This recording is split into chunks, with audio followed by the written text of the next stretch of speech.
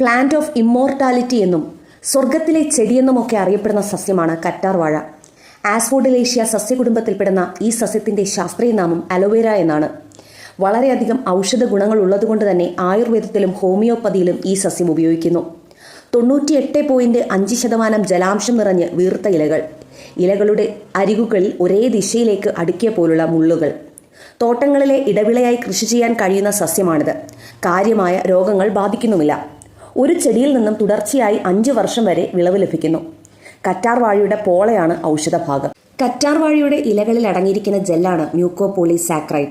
Vitamins, amino acid, enzyme, മിനറലുകൾ എന്നിവ കറ്റാർ വാഴയിൽ അടങ്ങിയിരിക്കുന്നു. കറ്റാർ വാഴ നല്ലൊരു ആന്റി ഓക്സിഡന്റ് ആണ്.